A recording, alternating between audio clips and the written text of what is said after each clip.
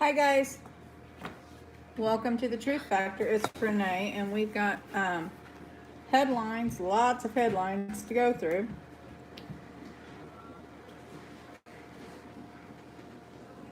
So, I got all this stuff. I'm trying to keep an eye on chat. Too many devices going on, guys. Too much to try to keep up with these days.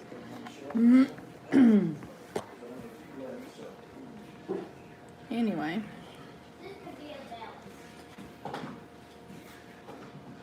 How is everyone? I hope everyone is well.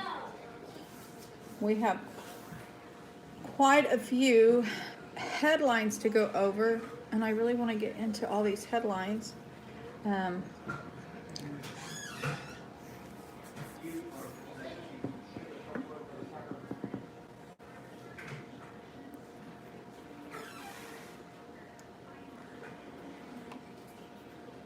We're going to start with some small headlines. We'll work our way up, guys.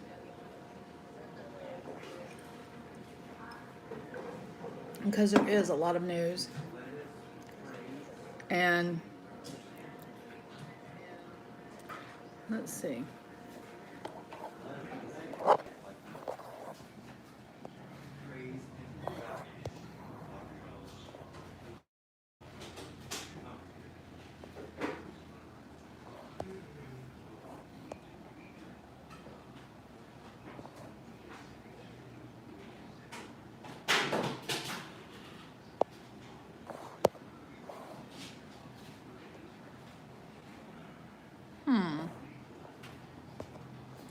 Well, I was trying, guys, to... Now, the link to Wix6 should be in the description box. So if you want to follow along with the articles, you can. I'm going to start with this one from CNN. It came out in yesterday's news headlines, but it's CNN Business, and I really don't follow CNN a whole lot. But I saw this article on Twitter. It's not really an article, but hello, truth be told, how are you? Are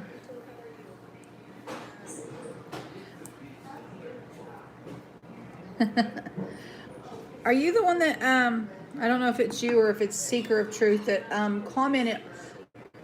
If it's you, let me know, because someone has actually commented on. I need someone that knows how to do Josh Who TV.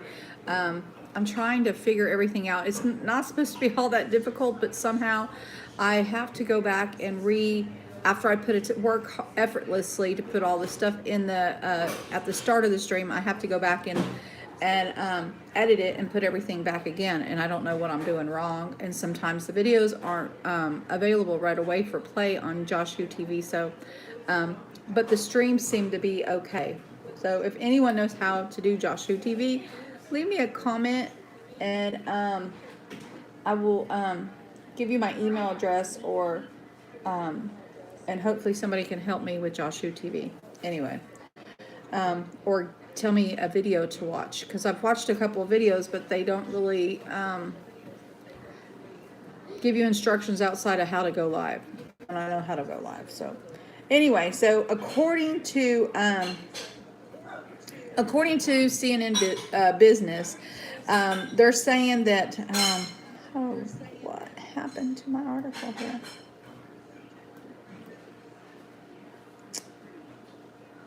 Hold on.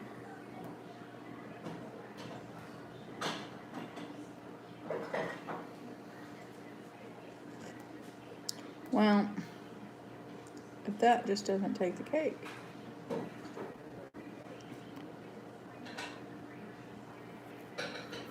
All right. According to reports, what the freak?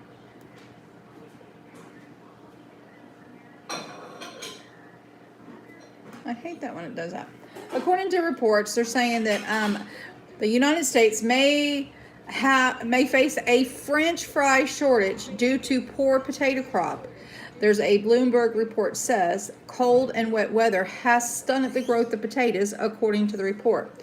Retailers rely on long potatoes to make French fries, but there's not enough of those to go around. As a result, the U.S. potato producers are turning to foreign producers to help make up for the loss.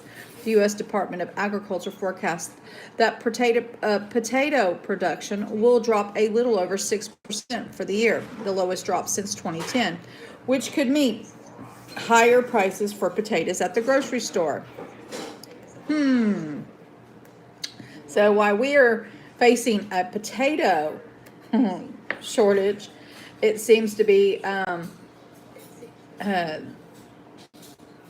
China's facing pork. We've got potato issues. Alrighty. Then we have this here story is from Business Insider.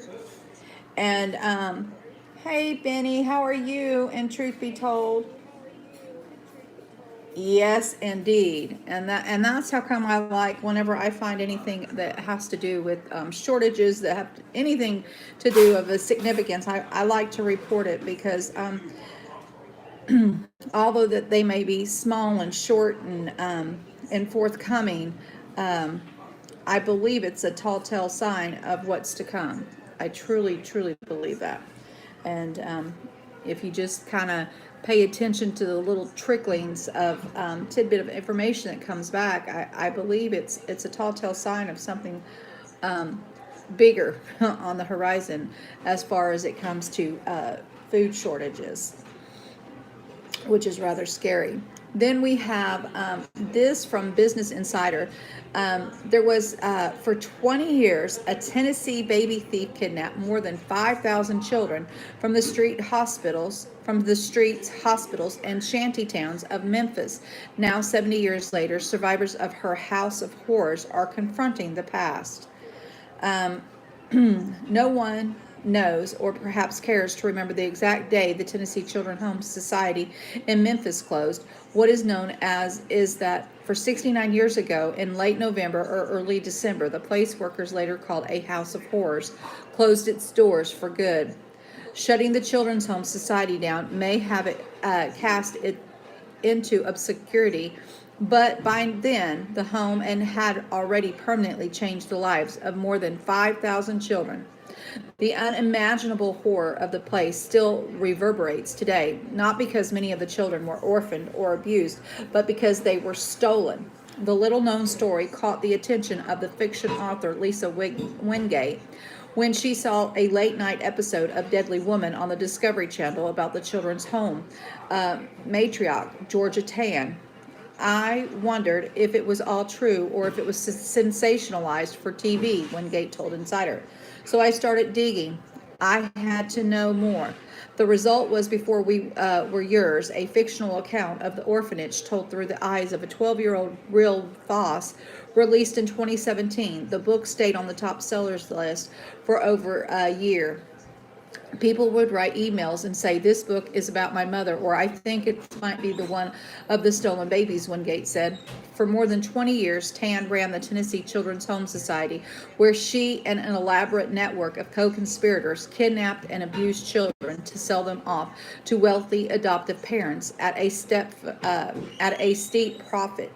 Her favorite scheme was to drive through the impoverished neighborhoods, picking out the prettiest children, then offer them rides in her shiny black luxury car. Once the children were in, they usually never saw their families again. Tan took advantage of the lack of regulation around adoption to perpetrate her scheme, relying on the desperation of would-be parents to keep them quiet. According to the reports done after the home was closed, many children died while under Tan's care. Those who imagined to survive the TCHS are still grappling with Tan's unchecked cruelty and greed. In 2018, spurred by interest in her book, Wingate organized a Children's Home Society adoptee reunion with help from fellow author Judy Christie this fall. Many of those adoptees from the first event, along with several newly found adoptees, attended a second reunion. To tell the story of the Tennessee Children's Home Society and Georgia Tan, Insider spoke with several survivors of Tan's baby trafficking business, many of whom have spent a lifetime trying to figure out who they are, We also examined the Memphis Library's extensive archives on Home Society and read contemporaneous reports from investigators who uncovered and documented the horrors here. Wow. Um, and then it just, that is the the main thing. There's a lot more to this, guys, but it's really entailed. So, but again, I do have this in my in the Wixit site. So if you're interested in reading the rest of the story, it's broken up into segments, and that's the main segment. And it is, it's just sad what people will do for a dollar. And it's heartbreaking. And you're in Chatham County. Cool. That is way cool, truth be told. Let's see. Then we have, let me go a story about the winter storm update from Newsweek. It says winter storm updates, thousands of power outages, flight delays across Northeast, with new storm bringing snowfall in the West. Thousands of people have been affected by power outages in New York, New Jersey, and Pennsylvania, with lake effect snow expected across the Great Lakes area as the powerful winter storm exits the Northeast. Meanwhile, a new storm brewing off the West Coast is forecasted to bring heavy rainfall and snow showers in parts of California, Nevada, Colorado, and New Mexico. Nearly 36,000 residents in New York, New Jersey, and Pennsylvania are reported to be without power as of Wednesday, with power having been restored for nearly half of more of them. 80,000 homes across all three states that experienced power cuts on Tuesday, according to the Power Outages U.S. New Jersey has been hit with the bulk of it, with more than 32,000 power outages currently reported in the state. Crews are working to restore power as quickly and safely as possible. If you have not yet reported your outage, please do so as soon as possible. And there's a link in here if anyone is in that area and needs to report it. Pennsylvania was also reported to be restoring downed electrical wires, mostly in its northeast region in the Monroe, Susquehanna, Pike, Tioga, Wyoming, and Wayne counties, which had about 18,000 power outages as Tuesday morning, according to a post by the official Twitter account of the Pennsylvania Public Utilities Commission press office. Nearly 14,000 flights traveling from, through, and to the U.S. were delayed, and more than 1,200 flights were canceled on Tuesday. And that's still, guys, a lot of flights being canceled. So late, after what we thought was the brunt of this bad storm, but apparently not. It says 1,200 flights were canceled on Tuesday, while more than 4,637 are delayed, and 463 have been canceled as of Wednesday, according to the latest figures from FlightAware, a live global flight tracking platform. Crew members from the New Jersey Department of Transportation have been clearing the highways of snow and will continue to monitor conditions, but commuters have been warned roads may be slippery, particularly in north and western parts of New Jersey. Remove snow and ice from your car, plan extra travel time, and keep a safe following distance, the department said in its post in its official Twitter account. Troopers and civilian staff members of New York State Police will also monitor conditions and help the storm cleanup in New York State, where a state of an emergency was declared across 7 counties on Monday, including Albania, Columbia, Greene, Rensselaer, Chantilly, Saratoga, and Ustler counties, according to the statement by the New York State Governor's Office. The state was reported to have responded to more than 1,000 storm-related crashes since Sunday, following Thanksgiving weekend, including one that saw a bus carrying around 30 passengers crash on New York State Thurway on Tuesday about 7 p.m., New York State Governor Andrew Cuomo confirmed on his official Twitter account. Emergency personnel responded to the accident, and thankfully there appeared to be no life-threatening injuries. I urge all New Yorkers to stay off the roads. If you have to drive, use caution, he added. New York residents were also advised to take care as New York City is under code blue warning tonight, with temperatures expected to drop below freezing, according to a post by the official Twitter account of the city of New York. A code blue warning. I've never heard of a code blue warning, but again, I don't live in New York, so is triggered when temperatures reach 32 degrees or lower and requires shelter or access to anyone in need of assistance.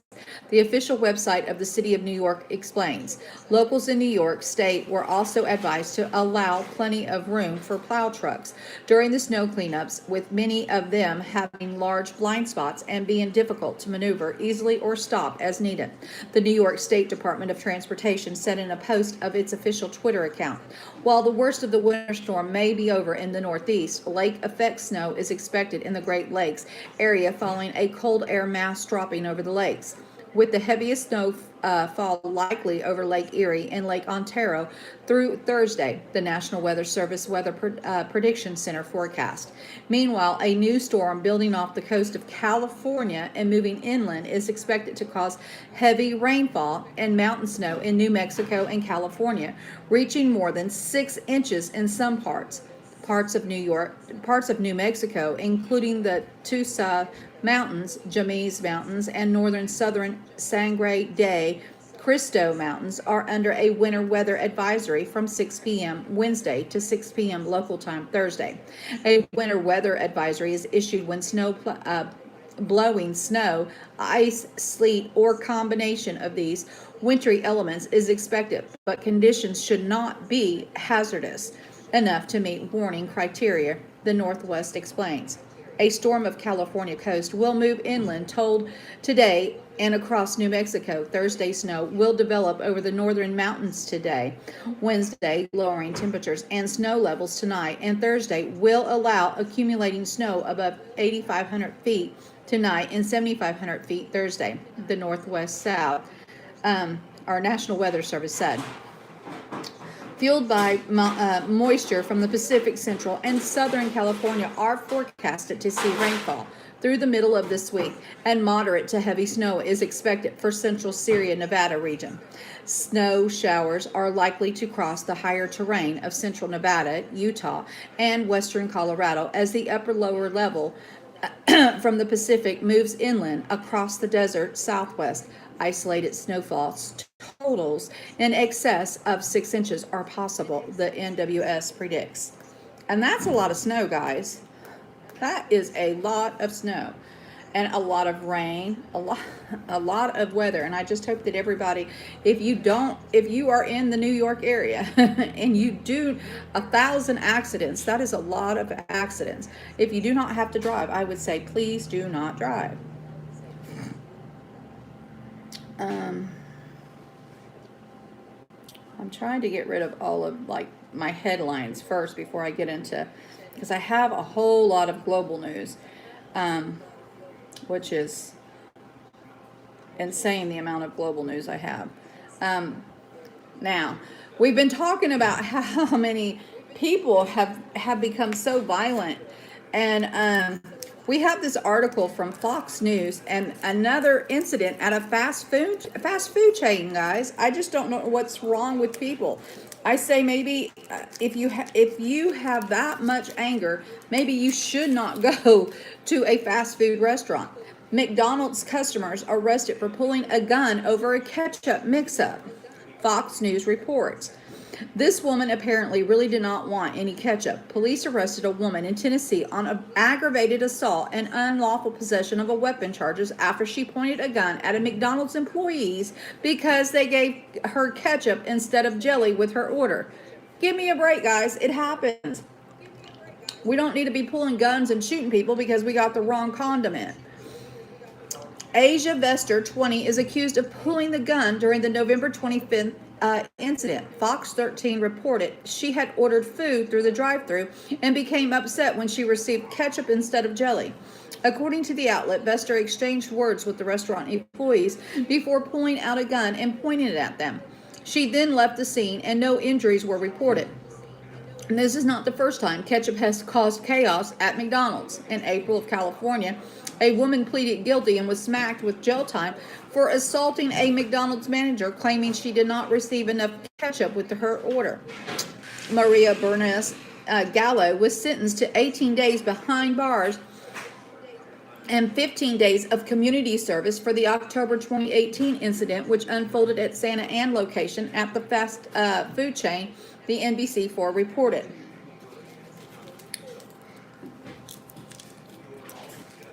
The 24-year-old woman, also of Santa Ana, had additionally, my husband wants something to say.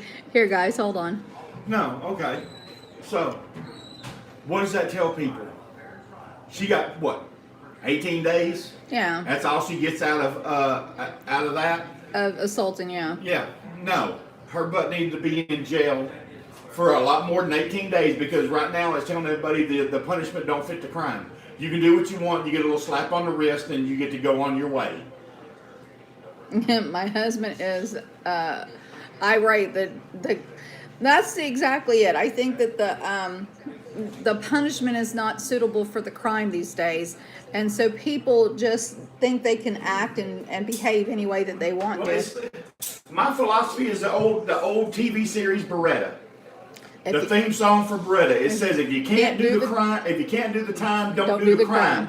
Well, right now the time is anybody can do the time because they don't give a sentence enough to stop people from doing the crime.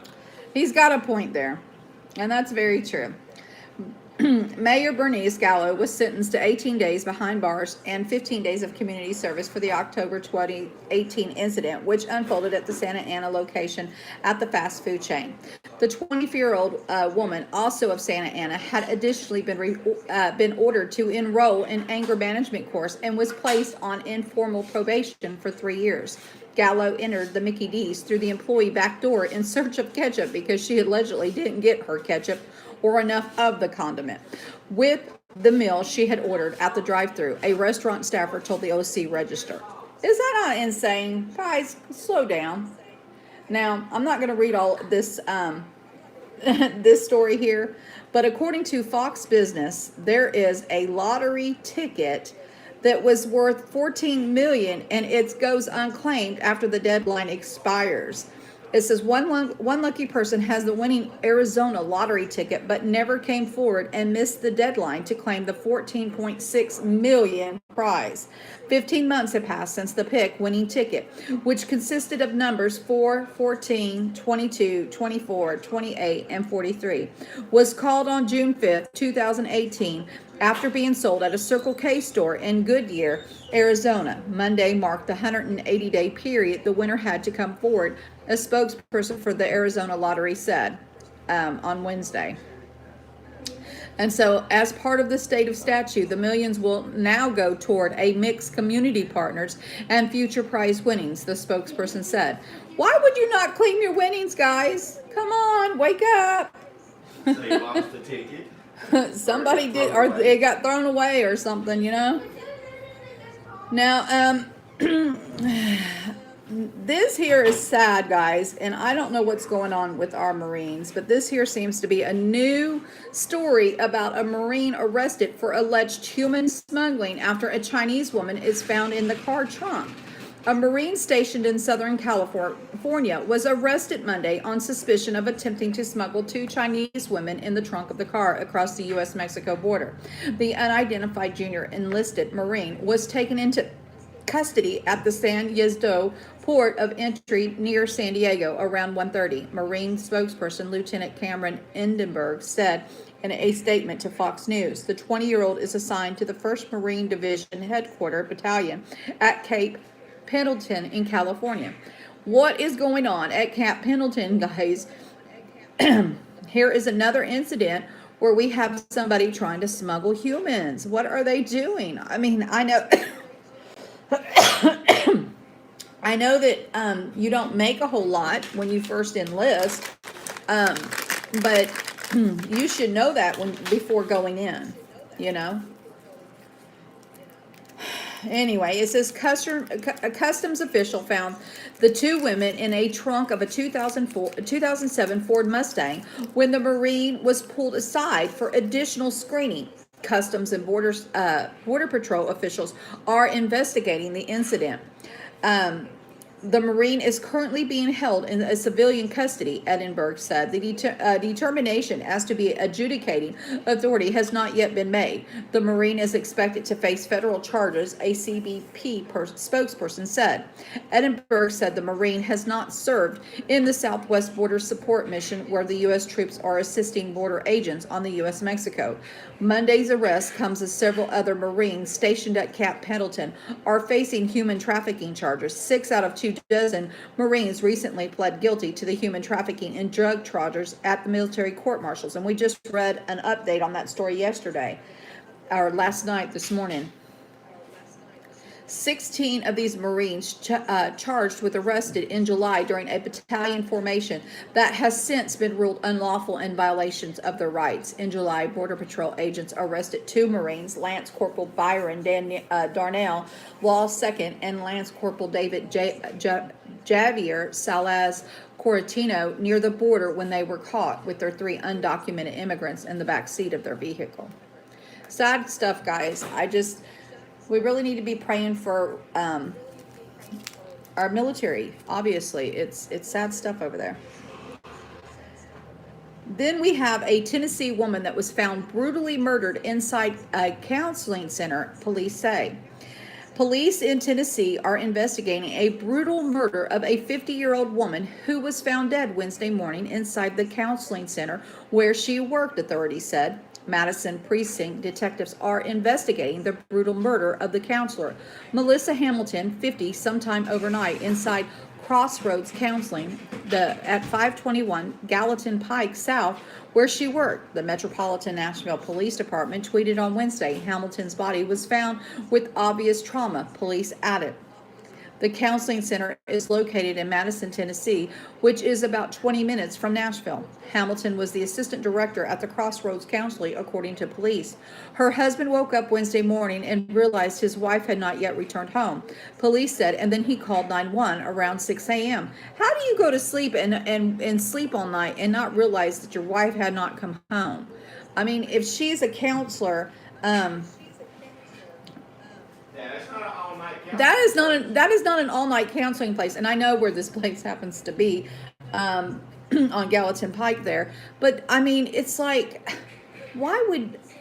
And that's how I know we know it's not an all-night. We lived in Tennessee and in the Nashville area, so it's not an all-night counseling facility. So why would her husband not be alarmed earlier than that? I don't know, guys. Something stinks here. Officers went to the counseling center shortly thereafter and found her body inside. Investigators said Hamilton facilitated a group session at Crossroad Counseling that ended at 7:30 on Tuesday. It was not uncommon for Hamilton to hold individual counseling following a group session, according to police. Hamilton's car was found parked near the front door of the center, police added. The alleged murder took place in the counseling room toward the back of the building. The alleged murder, come on, if you have a body, I mean, goodness sakes. Police are reportedly trying to identify who was in the group session on Tuesday night. Detectives are also interviewing a Hamilton's client and going through files as a part of their investigation, according to the station, which said officers are canvassing the area for surveillance footage as well. A medical examiner will determine the exact cause of death, police said. Sad times, guys, sad times. Then we have, okay, so this here should be a warning to everyone to always tell the truth, guys. An Australian woman was jailed for lying on a resume to land a $185,000 job. $185,000 job. An Australian woman was sentenced Tuesday to at least 1 year in prison for lying on her resume to land a $185,000 a year government job, according to a report. Veronica Hilda Therolot, 45, was charged in September 2017 with deception, dishonestly dealing with documents, and abuse of public office. Australia's ABC reported she pleaded guilty to all charges. On Tuesday, District Court Judge Michael Boland gave Theriot 25 months in jail, 12 of which are not eligible for parole. Boland said Theriot applied for a job of Chief Information Officer with the Department of Premier and Cabinet. The application was filed with the false references, a fabricated education, and an embellished work history, he said. The CV that led you to begin interviewed for the job. You supplied that documented to the Department of Premier and Cabinet, and it as the basis for dishonestly dealing with documents, Boland said. Boland also said that Theriot pretended to be one of the references when a recruiter called as part of the hiring process.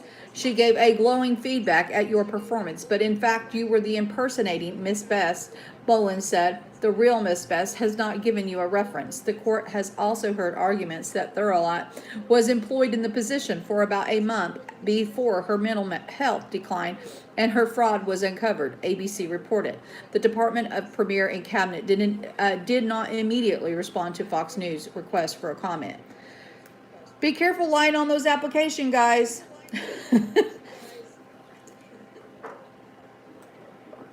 But I guess that's to be expected if you like to get a government job anywhere. Anyway, be honest. Okay, then a UK woman organized a medieval duel to the death between husband and lover to win her affection, prosecutors say. A UK prosecutor claims that a woman arranged a medieval duel to the death between her husband and her lover to win her affection. Asta Josephine, 35, had just left her husband when she had met 25-year-old Mantas Kaverders, a prisoner in Lithuania, online. The Telegraph reported Wednesday after his release from prison, Kaverders traveled to London and began an affair with Josephine, according to the reports. Her husband, 42-year-old Gerdas Juskus, did not want a divorce and continued to provide child support, according to the testimony cited by Metro UK. Since both men claimed Juskus as their own, she allegedly arranged to have the men settle a matter through a medieval duel in Stratford alleyway in East London, prosecutors were told. Her husband was stabbed to death on June 17th with at least 35 wounds to the neck, chest, and shoulder, Metro UK reported. Prosecutor Hugh Daves described the duel as a murderous assault with a single-bladed knife, with death as the inevitable outcome. He added, in the different ways each man felt that they had claims over Asta Shaishka, the situation was inevitable going to come to a head. After her husband's murderer, Josephine harbored Cavaliers, deleted their texts and lied to the police, according to the arguments heard by the court. Daves described Josephine as a manipulative and controlling figure central to the orchestration of these events. Kavders has admitted to killing Josephine's. According to the UK Metro, Josephine has denied charges that she manipulated the two men and obstructed the investigation. Her trial is ongoing. So that was a duel for the death. That is crazy, guys. It's not funny, but I mean, how do you get two men to fight over you like that? I mean, that just doesn't make sense. Most men would, with any snap about them, would just walk away. Horrible, horrible, horrible. Okay, guys, so now we are going to start with our global news. Okay, so this here comes from Israel National News, and it says, a U.S. Navy seizes Iranian missiles en route to Yemen. U.S. officials revealed Wednesday that the U.S. Navy ship had seized a significant stockpile of parts of Iranian precision-guided missiles. The missiles were being transported to the Houthi rebels in Yemen. According to the sources, this is the first time such a sophisticated missiles components have been seized within route to war in Yemen. The components were seized in a boat raided by the U.S. Navy and Coast Guard officials last Wednesday. The raid was carried out in the northern Arabian Sea, Americans say. The incident is an example of the ongoing illegal smuggling of weapons to the Houthi insurgents. The official stated that the U.S. destroyer Forrest Sherman was on a route mission as the sailors spotted a small wooden boat carrying no flag of any state. The Navy and Coast Guard stopped the vessel, boarded it, and found the weapons during a search of the cargo. The number of seized missile parts was not revealed. The smuggling of weapons into Yemen is prohibited under the UN Security Council resolution. The seizure of the missiles was announced at the same time the U.S. Secretary of State Mike Pompeo met with Israeli Prime Minister Benjamin Netanyahu in Lisbon. How are you, Lisa? How are you, Ernest?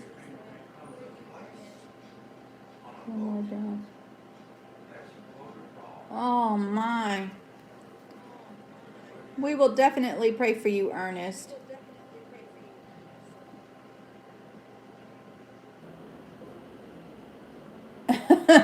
I hear you, Brandy.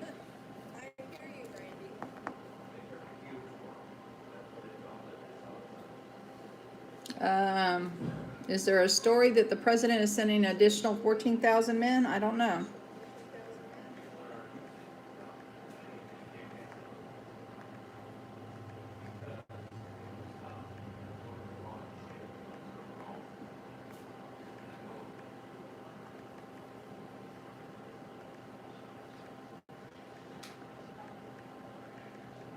I am looking that up.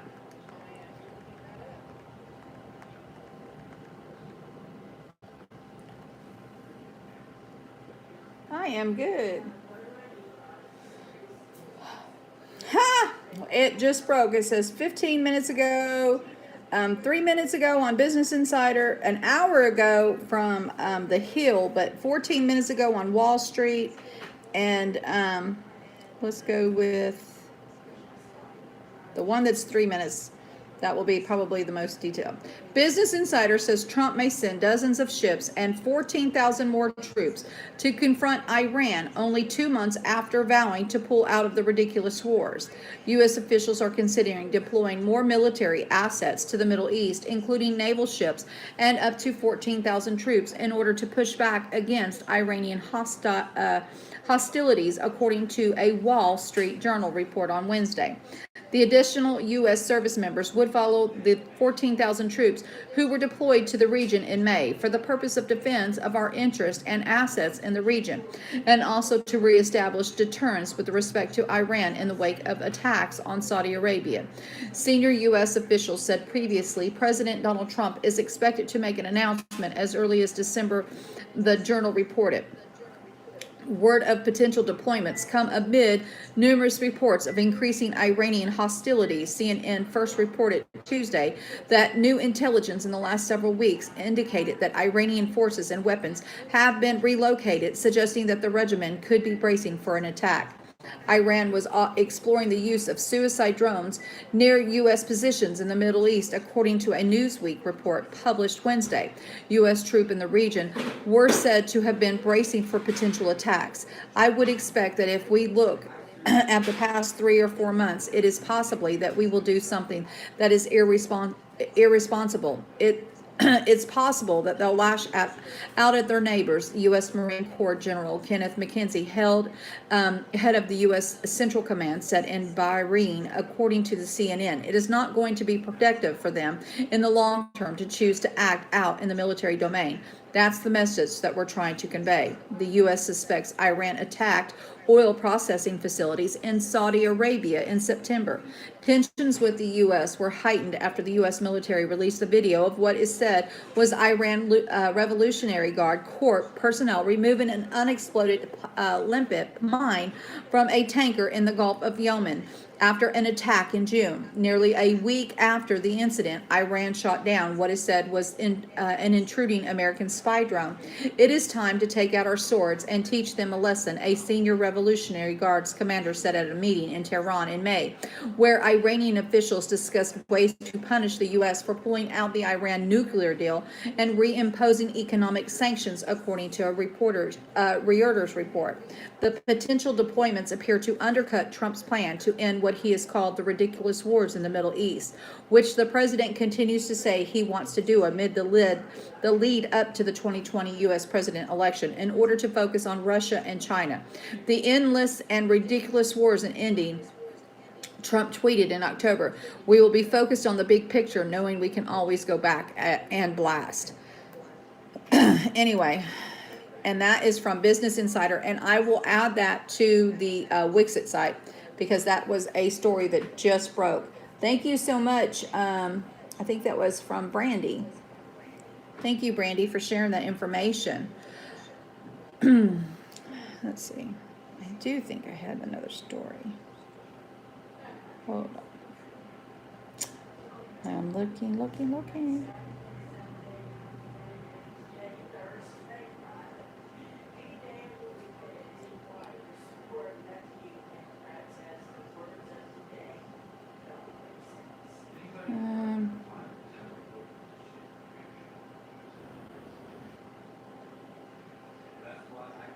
Okay, now I did have this article from Zero Hedge, and it says that the U.S. officials tout fresh intelligence of an imminent Iran attack threat against the troops. The U.S. defense officials are claiming fresh intelligence pointing to a looming threat of a possible attack by Iran on U.S. forces and and the interest in the Middle East. There has been consistent intelligence in the last several weeks. An administration official was anonymously cited as saying by CNN. A separate official said that the information gathered by military and intelligence agencies were collected through November. As is typical with the vague claims of a new threat is on the horizon. There's absolutely nothing in the terms of specifics or evidence, just an anonymous officials and fear-inducing headlines, also via the same intel bureaucrats, which gave us the Iraq War. The officials would not say in what format the intelligence exists, but in the last several weeks there has been movement of the Iranian forces and weapons that the U.S. worries could be put in the place of potential attack. If one is ordered by the Iranian regime, the official said, the CNN report. It continued. The statements referenced intelligence showing Iranian military units and weapons on the move in some places, but noted that there's no evidence suggesting an attack order has been given. Though it's nothing new that the looming Iran attack should be hyped by administration and Pentagon sources. The timing is especially interesting given the mass protest inside Iran, the biggest since 2009, which Iranian security forces put down last month. Tehran officials had accused the U.S. and Israel of seeking to subvert domestic grievances brought on by a sudden fuel price hike of 50% to 300% in some places, by hijacking demonstrations, which further resulted in the torching of hundreds of banks and gas stations.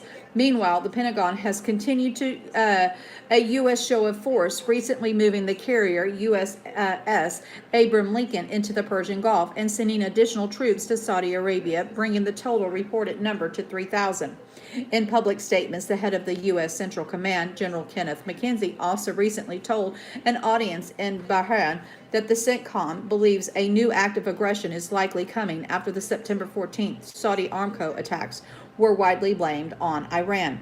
I would expect that if we look at the past 3 or 4 months, it's possible they will do something that is irresponsible. It's possible that they will lash out at their neighbors, he said. It is not going to be productive for them in the long term to choose to act out in the military domain. That's the message that they were trying to convey. And yesterday, I think it was, or this morning actually, when I did a report, I think that there was an article about the U.S. military base being attacked over there. So it kind of makes sense that today we have 14,000 troops going over there. I would say, wouldn't you say, that if they're attacking our U.S. bases over there, I think we need to shut them down real quick, like. Speaking of Western, about the running out of gas situation, here's an article by Zero Hedge that says Western France runs out of gas as massive strikes set to paralyze the entire nation. France is bracing for a major transportation disruptions throughout the country starting Thursday as trade unions launch a strike in response to change President Emmanuel Macron wants to make the country's retirement system, while port blockades have resulted in a widespread fuel shortages across the country.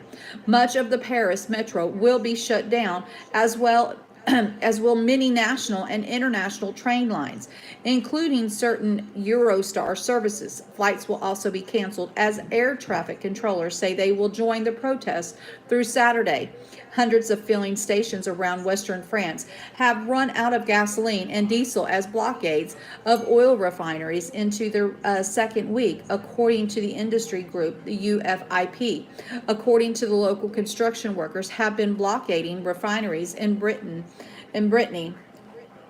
since last week, and the blockade at La Rochelle has resumed.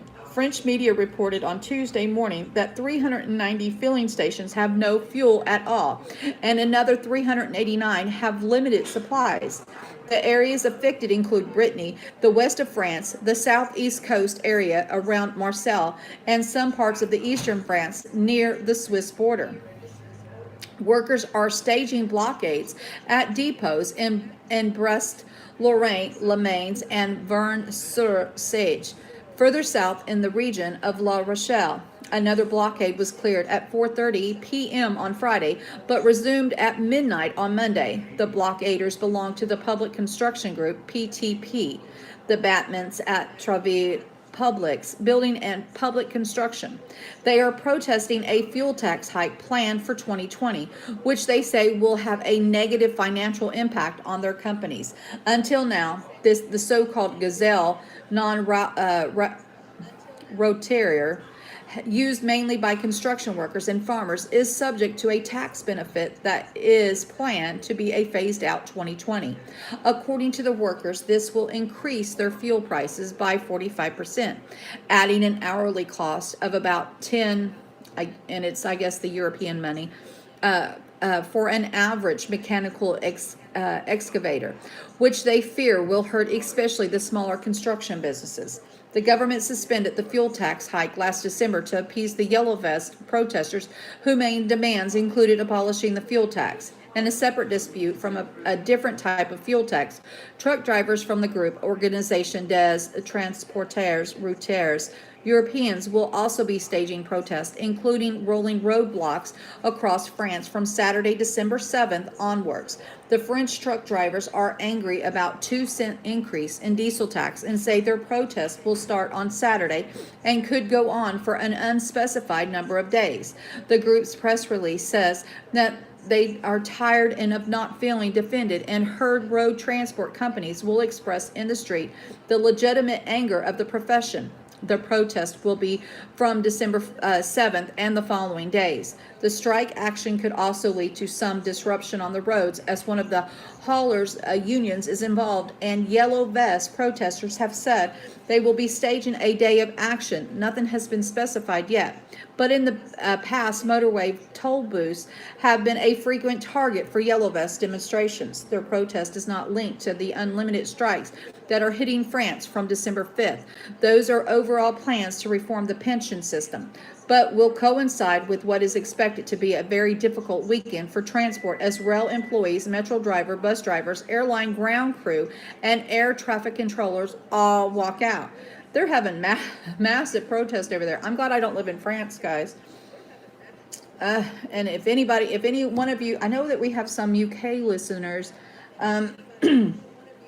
I know Mark is in the UK, and I think Helen Dixon also lives in the UK, but I don't know exactly where they live across the Great Pond, but I don't think they live in France. But that's a lot of stuff that's going on over there, guys. We need to be lifting this nation up in prayer. That is for sure. The last time the French government seriously tried to overhaul its pension system in 1995, protests paralyzed the county for more than 3 weeks and forced then President Jacques Chirac to back down and accept a stinging political defeat.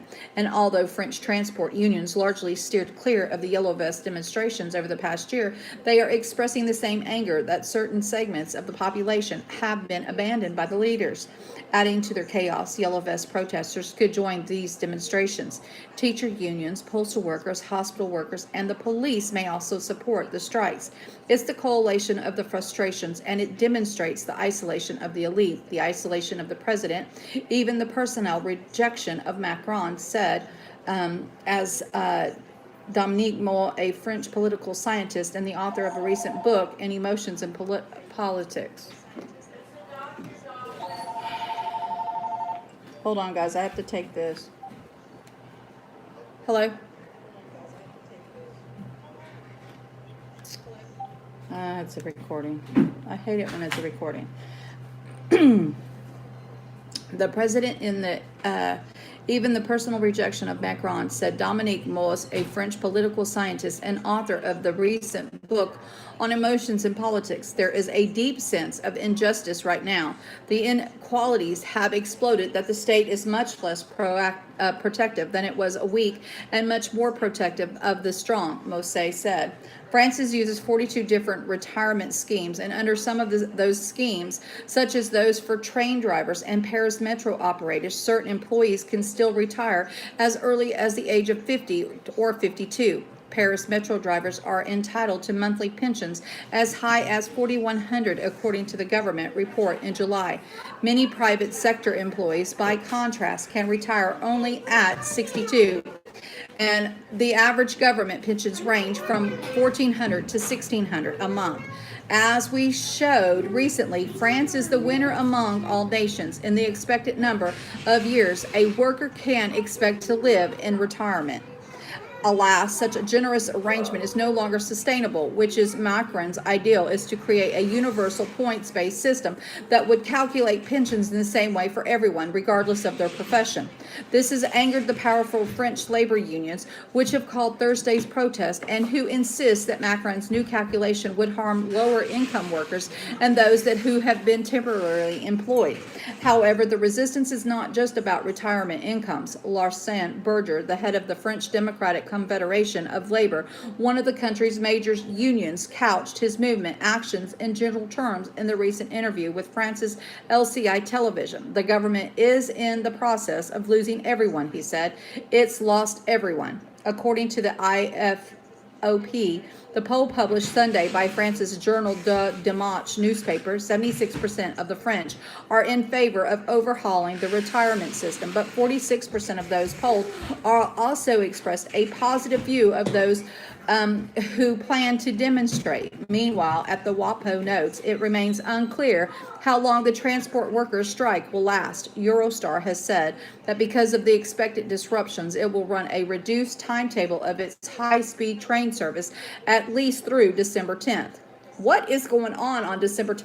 That is, I mean, how many other things are hinging on December 9th and December 10th? I'm just curious. I think I needed to go and look at all my articles that just talks about the December 9th and December 10th. So now we have another thing to hinge on that day. The union organizers have vowed to continue until the government responds sufficiently to their concerns, but the coming Christmas holidays may deflate the crowds they draw. Some observers have noted that the tense atmosphere in France is some kind of discontent with democratic systems that is on view across the West, but manifested in French style in Great Britain. When you are dissatisfied, you get a new election, and we are about to see the third one in 4 years, Mosse said. In France, when you get dissatisfied, you take to the streets, and you have the symbol of the barricade. You don't use the ballot box, but stone, which are you going to throw at the symbol of authority. Whew. Lots of stuff going on. Okay, guys. So let me go back over here. We just did that one. Then we have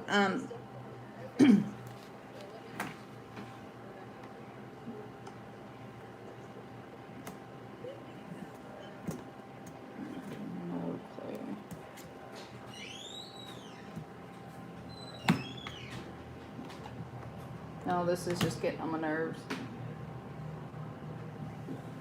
I keep hearing a small echo, and it's from this other device over here. It's myself, but it's on my nerve. Danish, this here article comes from Brett Barr, and it says the Danish academic UN might use military to enforce climate agenda. The United Nations may resort to military actions against states that defy its mandates on global climate action, according to an old Waver, a prominent international relations professor at the University of Copenhagen. In an interview with ABC News Australia, Professor Weaver cautions that he sees a climate inaction might draw the UN into considering other means to ensure its goals are met, even if this leads to a global armed conflict. Well, isn't that interesting, guys? Professor Weaver says more resistance to change could potentially threaten democracy, although the UN would counter that the end justified the means in much the same way countries like Greece had their debt crisis solutions forced on them by European Union bureaucrats in Brussels and Strasbourg. The United Nations Security Council could, in principle, tomorrow decide that climate change is a threat to international peace and security, he says, and it's within their competences to decide, and you are doing this, you are doing this, you are doing this. This is how we deal with it. He believes classifying climate change as a security issue could leave the door open to more extreme policy responses. That's what happened when something becomes a security issue. It gets the urgency, the intensity, the priority, which is helpful sometimes, but it also lets the dark forces loose, that the sense that it can justify problematic means. He says this urgency, he says, could lead to more abrupt and essential undemocratic action and an international level. If there was something that was to decide internationally by some more centralized procedure, and every country was told this is your emission target, it's not negotiable, we can actually take military measures if you don't fulfill it, then you would basically have to get that down the throat of your population, whether they like it or not, he says. A bit like what we saw in Southern Europe with the countries like Greece and the debt crisis and so on. There were decisions that were made from them, and then they just had to have more or less the technocratic government and get it through. Professor Weaver made his prediction last month on the eve of the United Nations COP25 climate conference, now underway in Madrid, Spain. Almost 25 delegates and 1,500 journalists have flown into the Spanish capital to attend the 2-week-long meeting. The COP25 will consider a wider agenda of global action, including implementing taxes on developed countries to transfer wealth to nations dealing with the cost of drought, floods, and superstorms made worse by rising temperatures, as Brett Barr's News reported.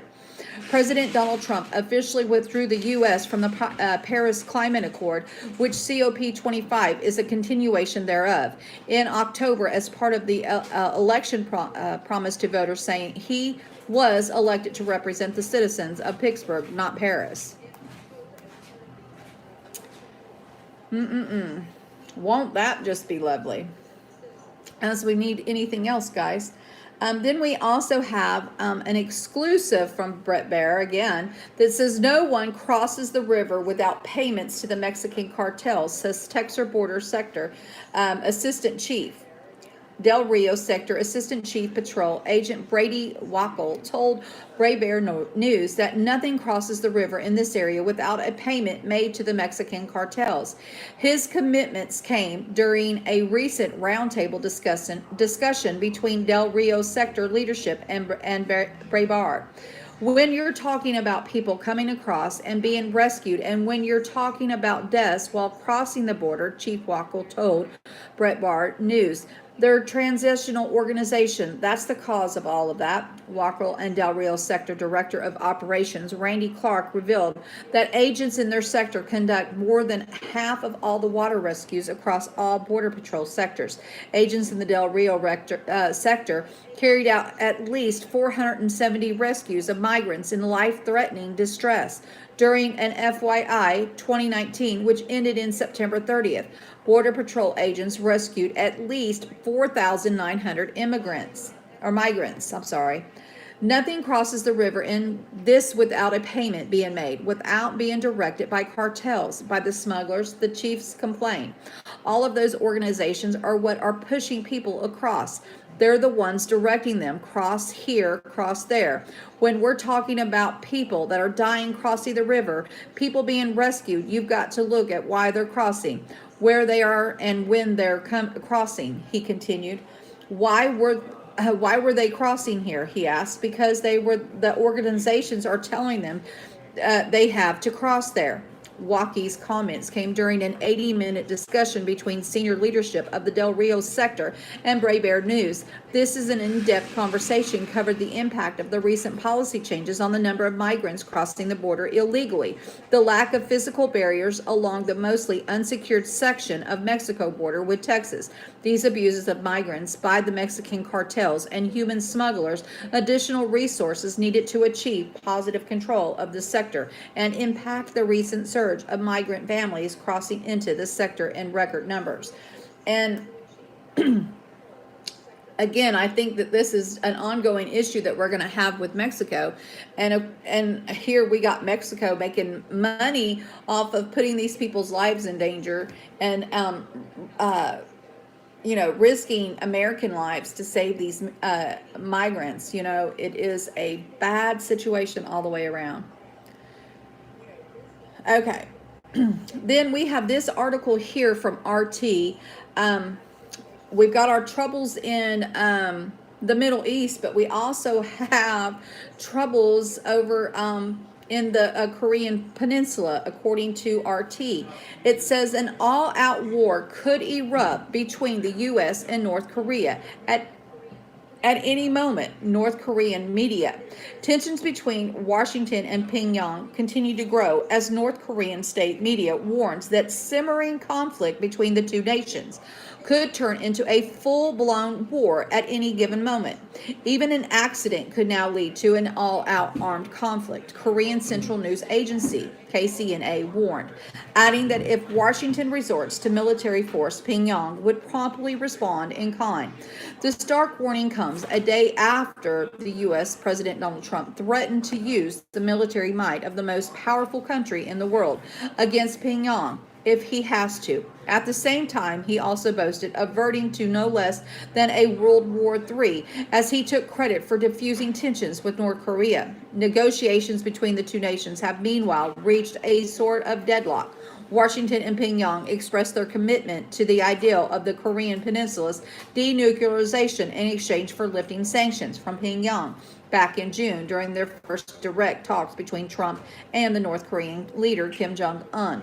Yet, making concrete steps in that direction has proved much more difficult. The second Trump-Kim summit in Vietnam this February collapsed because of disagreements over the timing of sanctions relief. The latest round of working level talks in October failed to result in a meaningful progress. Pyongyang then said that it is up to Washington to decide what kind of gift it would get for Christmas. That doesn't sound good, guys. That doesn't sound good. But again, we have lots of stuff going on everywhere. I think we're wearing ourselves thin, though.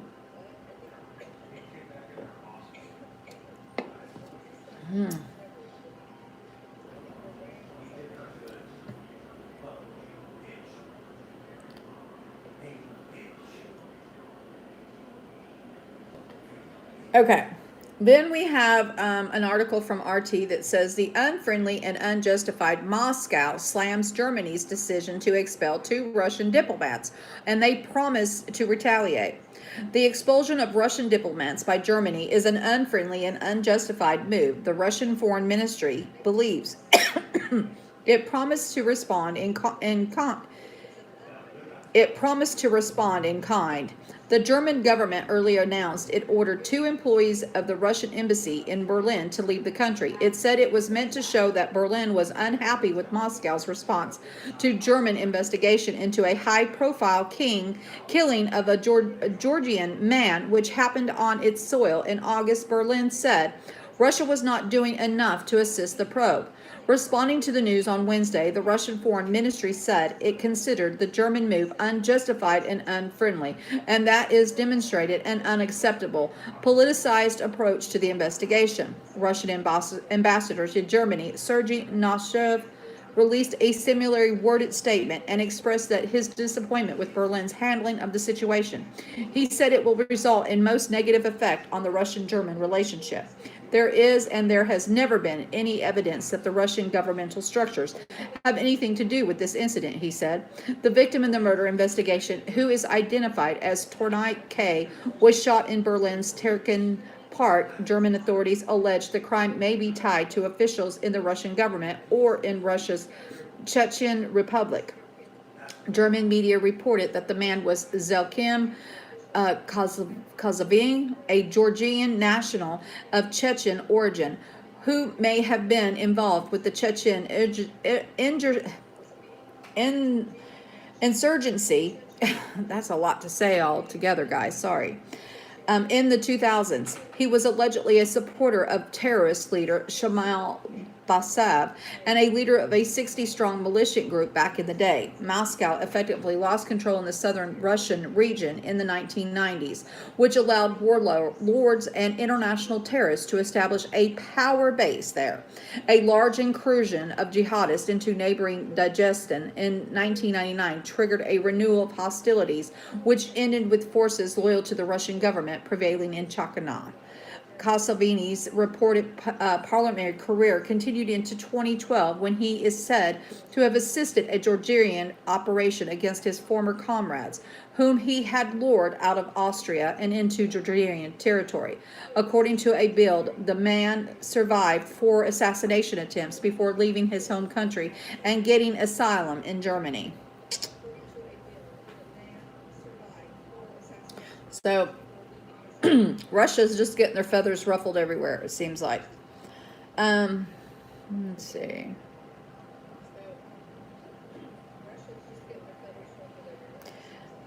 We have mortar attack by militias in Syria. Aleppo province kills 8 children, Russian military. And this here is from Sputnik News.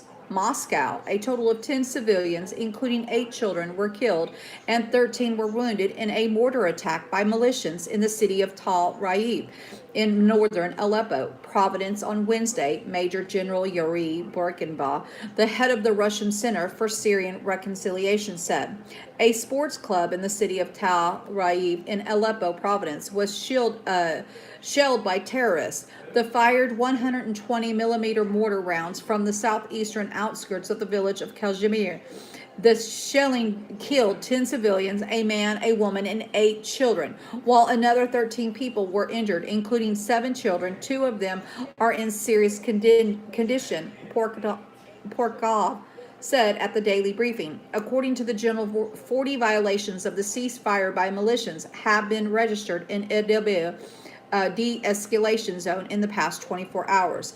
Earlier, the UNICEF regional director Ted Chabin, following the initial reports on the attack on Tal Raib, town urged all parties to the Syrian conflict to protect children and warned that those who target them deliberately would be held accountable. On December 3rd, Porkenbaugh noted that the units of the Russian military police and combat aircraft continue to carry out patrol missions along the designated routes in Syria's Aleppo and Raqqa province. The Center of Reconciliation of Opposing Sides and Refuge Migration Monitoring was established in 2016 to promote the ceasefire in war-torn Syria and encourage combatant groups to join the truce, as well as they monitor the humanitarian situation and repatriation of refugees. Russia, Turkey, and Iran are the ceasefire guarantors in the conflict-afflicted regions in Syria. Russia regularly carries out humanitarian operations across the country and helps Damascus in providing safe passage for the return of Syrian refugees. Sad to have all those children killed. I mean, we really need to be thankful to our military that they keep us so safe, you know. I believe that it's because that we have, you know, a strong military and a strong president is the reason why we haven't been attacked yet, guys. And it's just sad that So many children lose their life, you know, in other countries so easily. So sad. And here is a thing from Sputnik News. It says hundreds of Pakistani girls, women are sold as brides in China. This report says an exclusive report by the AP reveals that 629 girls and women across Pakistan were sold as brides to Chinese men and taken to China over the past 2 years. The list of 629 girls and women was obtained by the AP and was compiled by Pakistani investigators looking into the sex trafficking. It is believed that the girls and women were sold to Chinese men by their families. No one is doing anything to help these girls. An unidentified official involved in the investigation told the AP. The whole racket is continuing and it is growing. Why? Because they know they can get away with it. According to the AP, the Pakistani investigators first began looking into the trafficking case in June. However, Pakistani government officials halted much of the investigation in an effort to maintain the country's positive ties with China, the AP reported. In October, officials in Faisalabad, the third most populous city in Pakistan, acquitted 31 Chinese nationals who had been charged through the trafficking probe. Several women who were interviewed by police did not testify because they were either threatened or bribed into silence, according to the court official and police investigator familiar with the case, the AP report explains. Something has to be done, guys, with all of this mess. This is insane. It is sad. It says China's foreign ministry said that it had no knowledge of the list obtained by the AP. The two governments of China and Pakistani support the information of happy families between their probe on voluntary basis in keeping with laws and regulations, while at the same time having zero tolerance for and resultantly fighting against the person engaging in illegal cross-border marriages behavior, the ministry wrote in a fact statement sent Monday to AP's Beijing bureau. An AP investigation earlier this year found that members of Pakistani Christian minority face the highest risk of being trafficked as brides to China in exchange for money, because their community is among the poorest in the Muslim majority country. And this is just so sad to hear but the sad thing is we have this issue here and people don't realize that there is, sex trafficking going on right here in the United States. But of course, this is a global issue and something needs to be done. I don't know how to attack all of this, but I know that the president personally has taken a war on this sex trafficking with all of these arrests. I mean, I don't think that, the Stein man would have even been in prison to begin with if the president hadn't been doing what he had been doing. Then we have photos from Japan's Japanese researchers discover a new young volcano in the Pacific. Researchers at Tohoku University in Japan have discovered a new petite spot volcano in the western part of the Pacific Ocean near Minamotoshima Island. The new petite spot volcano was discovered by a research team led by the Associate Professor Naoto Hirano of the University Center of the Northeast Asian Studies. The volcano is believed to have erupted less than 3 million years ago after the Pacific Plate subducted into the mantle of the Mariana Trench, an ocean trench located in the western Pacific Ocean. Subduction is a geological process, and the edges of the plate move sideways downward into the Earth's crust and into the mantle beneath another plate. According to the physicians, petite spot volcanoes are small and young volcanoes that come about along fissures from the base of the tectonic plates. As tectonic plates sink down into the Earth's mantle, over time, additional fissures are formed where the plates blend. This process eventually creates a small volcano in which the upper layer of the Earth's mantle, known as the asnosphere, Melts and molten rock known as magma squeezes out of the fissures. The volcanoes are called petite spots because they produce less magma and the heat than induce hotspot volcanoes. According to the Oregon State University, hotspots are places within the mantle where rock melt to generate magma. The first petite spot volcano was discovered near Japan Trench off the northeast Japan in 2006. The research team suspected that there might be a small volcano located in the area after looking into the bathymetric data collected by the Japan Coast Guard. Bathymetry is study of the depth of lakes of the ocean floors. The researchers also analyzed rock samples retrieved by Shayinki 6500, a manned submersible that can dive up to 6,500 meters. The discovery of the new volcano provides an exciting opportunity for us to explore this area further and hopefully reveal further petite spot volcanoes, lead researcher Hirinu also quoted. This will tell us more about the true nature of the asnosphere, he added. The researchers are planning on further examining the site to determine if the volcano is part of a cluster. I don't think that's exciting to know that we've got more volcanoes, but I mean, it's good that they're finding them, I guess, but kind of crazy.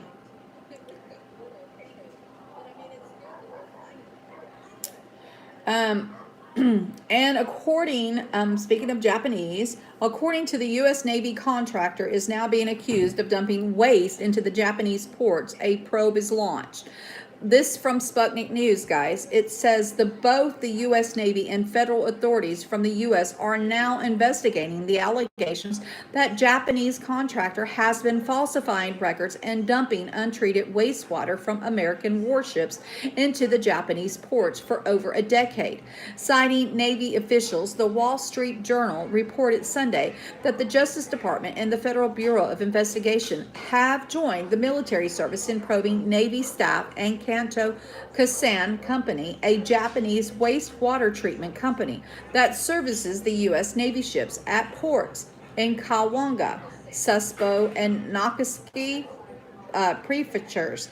The contractor stands accused of pumping wastewater from American warships into harbors for the past decade. Federal authorities are also looking into whether the alleged actions were covered up by Cantino Kasan or not reported due to the incompetence from Navy leadership stationed in Japan. While the Naval Criminal Investigative Service began investigating the Japanese wastewater treatment company back in March 2018. The DOJ and the FBI have since been added to assist with the probe, Navy spokesperson Commander Clayton Duss told the outlet. 3 ex-employees of Katno Kosnin told the WSJ that for at least a decade, their former employer failed to adhere to the wastewater treatment guidelines laid out in its contracts with the Navy and may have also violated both U.S. and Japanese laws through the falsification of treatment records and test samples. One former employee claimed that Cantino Kosna staff would use a hose to dump partially treated wastewater into the sea and sometimes sent tap water to the Navy for analysis instead of required samples of the treated wastewater from the U.S. ship. The wastewater treatment company, however, wholeheartedly denies such dumping. We have been serving the U.S. Navy for many years. How could we do something that would damage our reputation and lead us to lose work with them? Yoki Yamagi Casino Casano's general manager told the WSJ. Well, it's simple because you always think that you're going to get away with cutting corners, and that's how they and why they would do it, and they just got caught.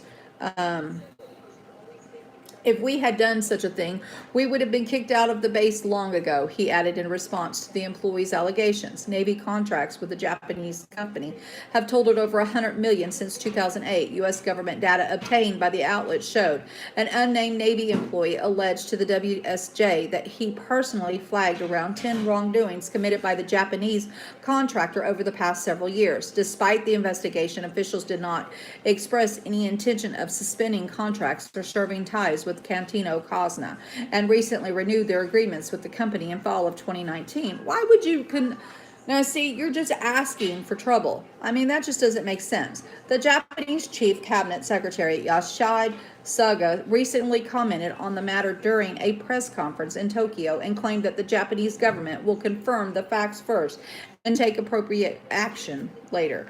This is ridiculous. I mean, I'm not going to stay in bed with somebody that could cost me a lot of money. Just sorry. Cut your ties. Cut your ties is what I say. Okay.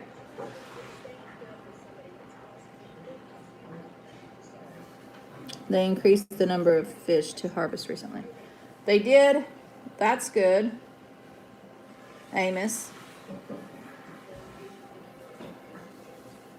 That is really good.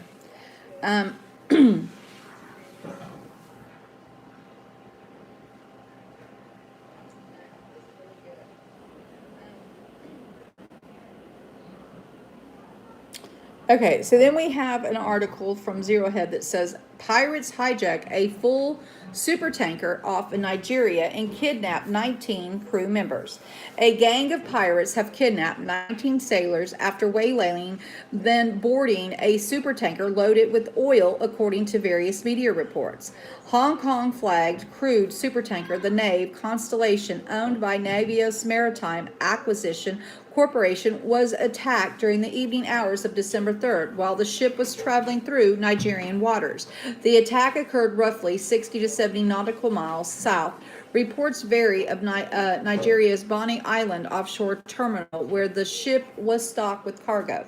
7 crew members were left aboard the ships by pirates. According to the source, 18 of the kidnapped were Indian nationals, along with 1 Turk. Security firm Direct Global believes the attack is part of a growing trend with 6 incidences and 4 kidnappings in the area of Tuesday night's incidents. The string of attacks suggests a well-armed and resourceful pirate action group, most likely operating from 1 or more motor ship type vessels, with other smaller, nimbler crafts at their disposal. A representative for the tanker's owner said that the top concern was for the kidnapped crew, according to the New Indian Express. Novice as owners and Anglo-Eastern as technical and crew managers. Prime concern is the safety and early return of the 19 persons taken by the pirate gang. All the appropriate authorities, including the flag state, have been alerted and are responding, and all our necessary action is being taken to secure the well-being and early release. As we noted, recent One Earth's Future annual State of Maritime Piracy report highlights incidents of hijacking, kidnapping, robberies, and boarding attempts on the high sea. In recent years, they've recorded a steady drop in the number of incidents in East Africa, around Somalia in particular, which is hotspots for the pirate attacks for years. You will find more infographics at the stages. And it says this pullback has allowed West Africa to take over the continent's biggest piracy hotspots. Oil piracy is also big in the Gulf of Mexico, where the number of incidences is also on the rise.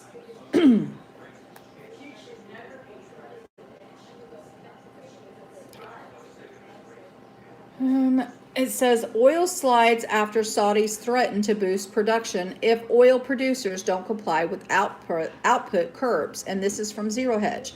3 days after the oil tumbled following a Bloomberg report, the Saudi Arabia was angry at its North OPEC co-members for not complying with the production quotas and was no longer willing to compensate for excessive production by other members of the cartel.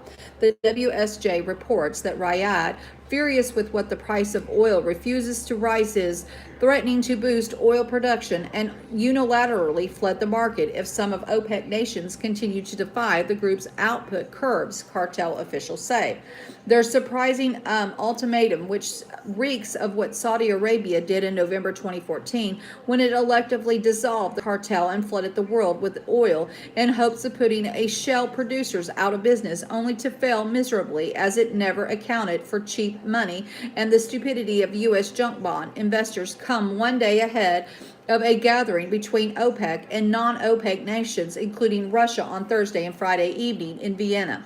Saudi Arabia, and the argument is contending with weak oil prices and members of the cartel who aren't complying with the collective output cut they agreed to last summer. As a result, the Saudis are considering radical measures, including a new pact that would deepen production cuts. Although, if there is one thing the cartel is notorious for, it is ignoring self-imposed production limits when it suits the individual member states, as the Crown Prince is finding out now. As the WSJ reports, at a technical meeting Tuesday, a Saudi delegate said his government is growing tired of indirectly benefiting the budgets of countries that are flouting the OPEC pact by overproducing oil, said a person who was present in if the non-compliance continues.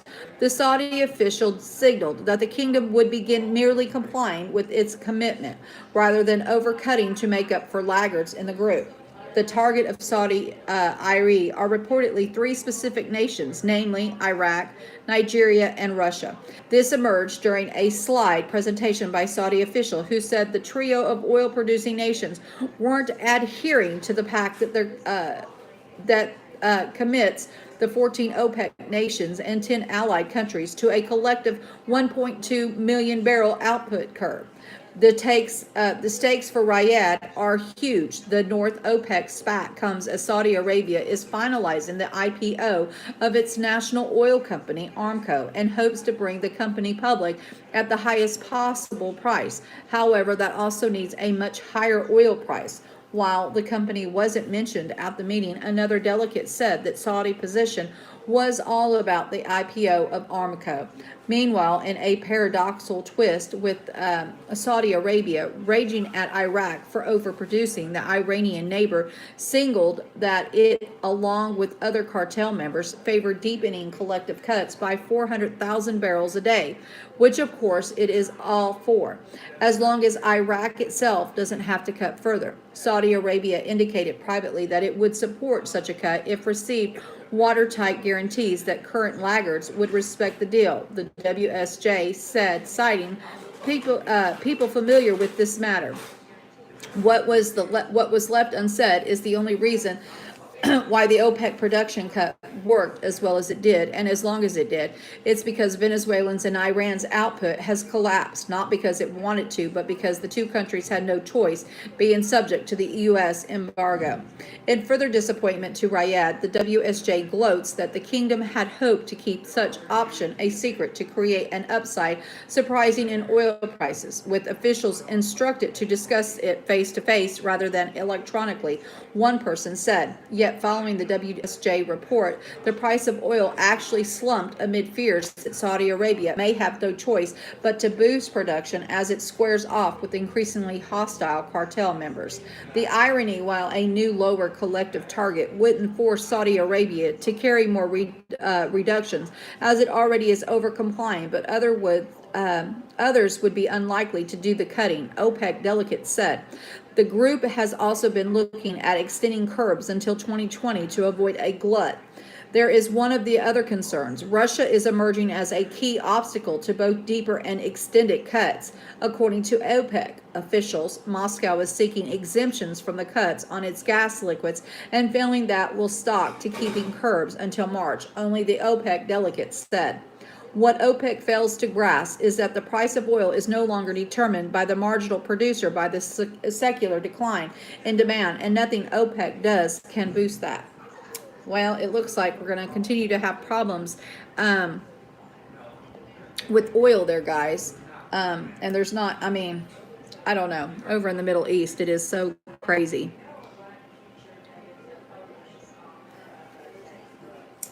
Yeah. We have to be their slaves. That's it.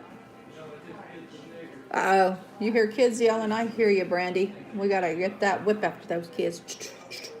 Just joking, not whip them really, but you know, I understand. You got to get them in check. Okay. I'm gonna just give you the headlines. My phone keeps telling me that my battery is low, and I don't want it to just cut out and then have to start a restart.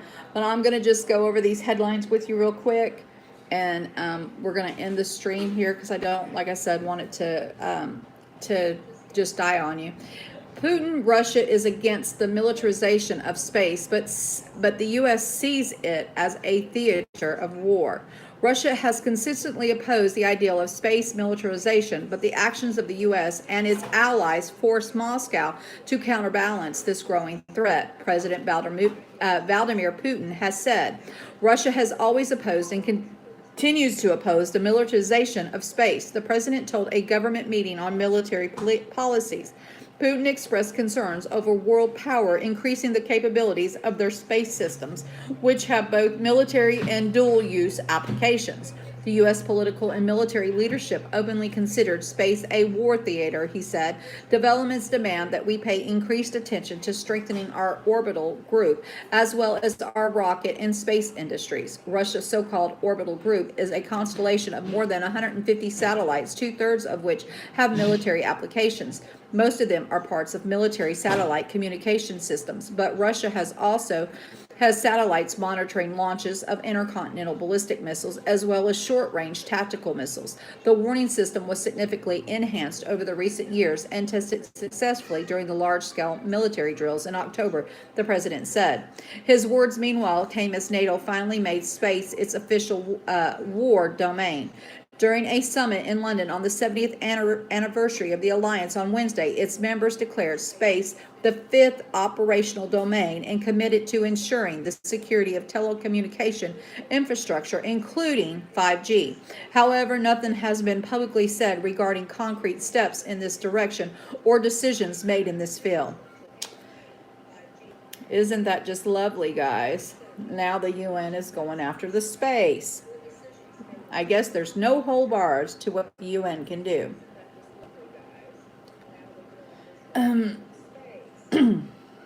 Okay, so then we have the House Judiciary Committee hearing on Trump impeachment live updates.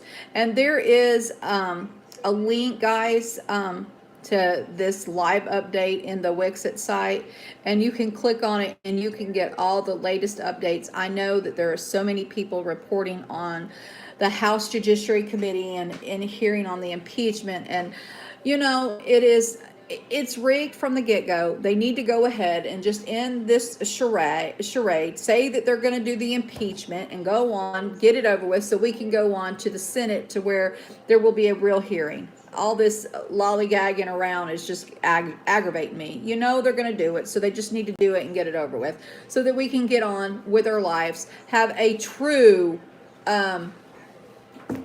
trial. But of course, they won't get to grandstand over there, and none of their witnesses will be even, Come on. called. I know. I've done told you 100 times why they're doing this. I know. It's free politics campaigning for them. They get to smear Trump's name for free with our money. Right. So the Democrats ain't got to take it out of their Democratic campaign funds. Okay, then we have over 200 people arrested, 14 million seized in global money laundering bust and the Europol. A total of 228 individuals from 31 countries have been arrested, and approximately 14.3 million, which is 12.9 million in euros, have been salvaged following a 3-month global investigation into a fraudulent money mule transaction. Europol announced Wednesday that a recent money laundering investigation, dubbed the European Money Mule Action, EMA, has led to hundreds of arrests and the seizures of millions of dollars by law enforcement officials in the U.S., Europe, and Australia. From September through November, 3,833 money mules were identified, and 228 individuals associated with the money muling have been arrested so far, according to a press release from European law enforcement agency Europol. A total of 650 banks assisted in the investigation, which identified a total of 7,520 fraudulent transactions and prevented the loss of some 14.3 million. Money mules, unlike the drug trade counterparts, are not shuffling illicit goods over a physical border, Europol clarified. Instead, they take part of often unknowingly in money laundering activities by receiving and transferring illegally obtained money between bank accounts and our countries. Of the ways one may be roped into such a scheme, the police agency noted that in 2019, money mule recruiters have increasingly turned to romance scams that utilize online dating sites to lure potential victims after grooming their prospective mule through a charm of promises of wealth. The recruiter will instruct the victim to open a bank account to receive the fraudulent funds. Get rich quick online advertisements on social media have also become prevalent in the Europol said. Despite being dubbed the so-called money mules, will still face the legal ramifications of their actions, which could be severe depending on the legal framework of the individual country. In order to combat the proliferation of these scams, Europol has launched its Don't Be a Mule awareness campaign and is offering information in 25 languages on how to avoid becoming a victim of subsequent criminal. The release noted that while hundreds have been already arrested, several of the 1,025 criminal investigations opened as part of EMA investigations remain ongoing. And that would probably be a good one to open. It did have links in it so that you can look at it. Then we have a woke PC nonsense. The BBC presenter bans offensive Christmas song, A Fairy Tale of New York, prompting social media backlash. A BBC radio presenter has caused a consternation online after tweeting that we will no longer play the iconic Christmas song, A Fairy Tale of New York, by the Pogues because the lyrics make him feel uncomfortable. The song includes frontman Shane McGowan calling his co-singer Christy McCall an old, well, we're not going to say what he says, and her retorting that he's a cheap, lousy, in a since deleted tweet. The BBC Radio Solon's Alex Dyke branded the lyrics as an offensive pile of down-market Chad bilge. Diker later revealed on his radio show that he wouldn't be playing the track this festive season. The song has become a synonymous with Christmas in the UK ever since it was released in 1987. But the 57-year-old DJ called time on it because he doesn't feel comfortable playing it. The censoring of the song has provoked outrage on social media, with some accusing the BBC of woke PC nonsense and asking, is there anything the snowflakes won't ban? Others acknowledge that the language used was offensive, but that it was twisted a love song and that they were only referring to each other. Elsewhere, amusing girls were tweeted, with one person claiming any such ban won't stop them belting it out at the top of my lungs, word for word. In 2018, McGowan defended the use of the the word F, a word now widely accepted as a derogatory term for a gay male, insisting that it was language in keeping with character portrayed by McCall. It is not the first time Dyke has caused controversy with his outspoken views. During one of the BBC radio shows in 2015, he revealed his dislike of women breastfeeding in public, claiming it was unnatural and needed to be stopped. Dyke was subsequently suspended from his presenter role before being reinstated just days later. And that is just crazy. Another Christmas song. I mean, I don't know what the Christmas song is. If it doesn't have, appropriate language, I would say that I wouldn't call it a Christmas song. But, to each his own. Snowflakes are going to get offended no matter what, I guess, these days.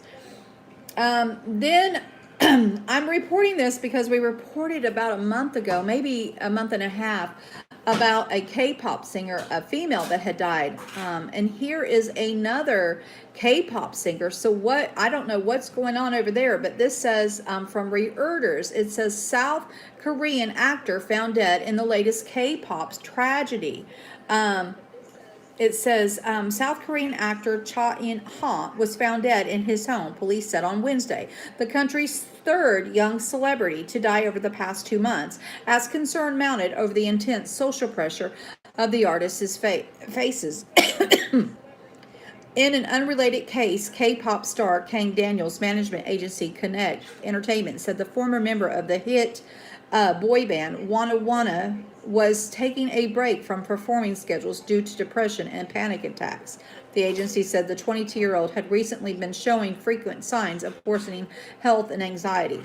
While South Korea's pop culture mostly projects a wholesome image on stage and screen, it is marred by a series of ultimately deaths and criminal cases that have revealed a darker side of the industry. A police official said Cha, 27, was found dead on Tuesday, and the cause of death was not immediately known. Cha, whose real name is Lee Cha-ho, made his film debut in 2017 and was previously a member of the 5-member boy band Surprise You, which released 2 albums. The singer-actor had left an Instagram post the day before he was found dead with a single-line message to his fans: "Everyone be careful not to catch the cold."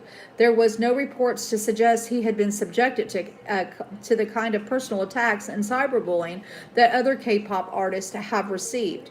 His talent agency, Fantigo, in a statement expressed the deepest mourning for his passing and asked the public and the media to refrain from spreading stories about his death. Organizers kept a tight grip on Wednesday in artist comments and media questions as the Minute Asian Music Awards in Naga, Japan, were the K-pop's biggest names, from global boy bands, BTS, to girl groups twice performed. Queries about sensitive issues, including K-pop deaths, were off limits. BTS, which dominated the awards by winning Artist Song Album, did not make itself available. Cha's death comes after a popular K-pop singer, Koo Hara, 28, was found dead at her home last month. She had been a subject to a personal attack on social media, and that was the one that we did the story on here. And it's just, you know. The conspiracy theory, the Illuminati's got them because they didn't hold up their end of the bargain after being made famous. My husband says it was the Illuminati. They didn't hold up their end after they became famous. I don't know, but it's sad. And, you know, something definitely is going on, that's for sure. Then,